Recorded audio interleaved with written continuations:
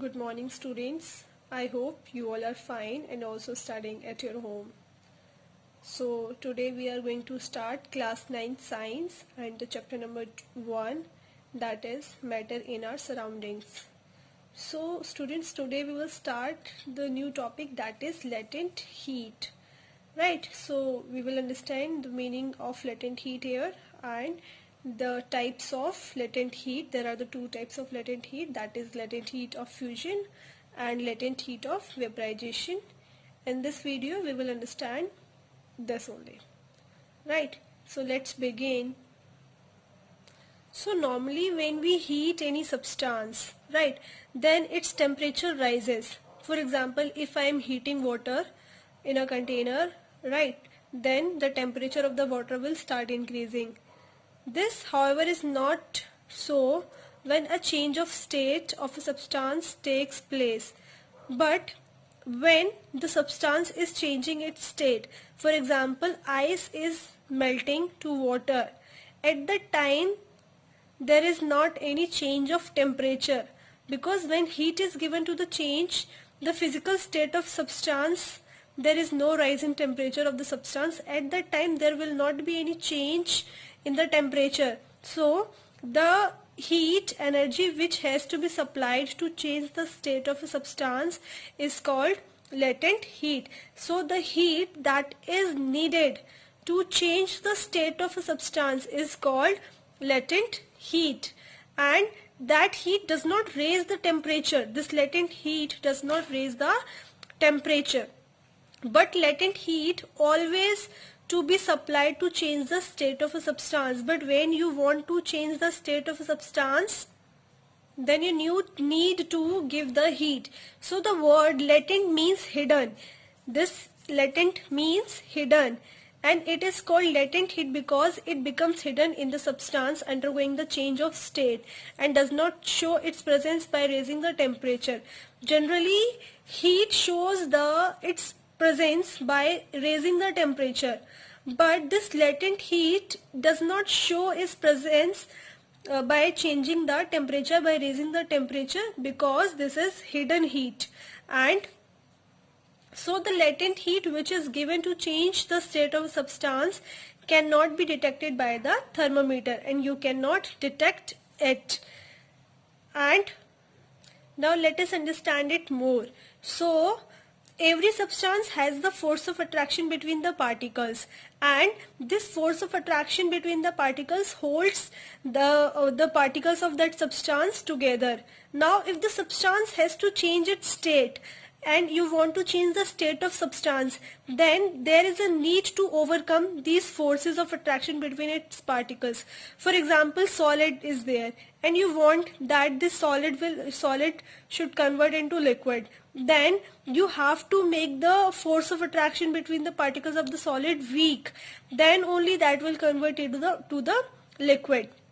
So the latent heat which we supply is used up in overcoming the forces of attraction between the particles of substance during the change of state. So if someone asks you that where is that heat is going and where the latent heat is going, so this latent heat is doing one of the important function. This heat is breaking the force of attraction between these particles. So while you are changing the state of matter, then we have to the particles has to overcome this force of attraction, and this heat will break this force of attraction between the particles, right? So it will not raise the temperature just because it is breaking the force of attraction between the particles.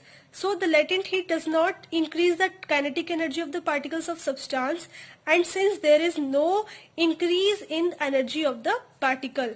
And there are the two types of latent heat of fusion and latent heat of vaporization.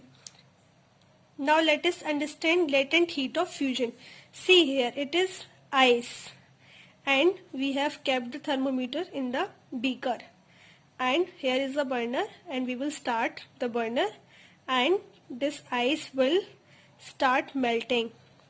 As the ice will start melting, here it is the temperature, the level of mercury in the thermometer, and it is 0 degrees Celsius. until this whole ice will not melt. It will remain 0. And once the whole ice will melt, then if we will keep on further heating, then the temperature of this will increase. It will show the rise in temperature. So after giving continuous heating here, why the temperature of this system is not increasing during the melting?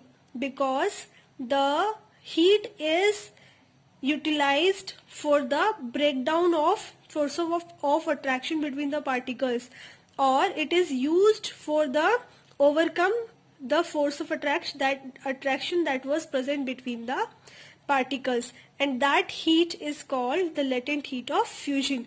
Now let us understand this. Latent heat of fusion of a solid is the quantity of heat in joules required to convert 1 kilogram of solid to liquid without any change in temperature. So it is the heat that is required to convert 1 kilogram of solid into the liquid without any change in temperature. Right?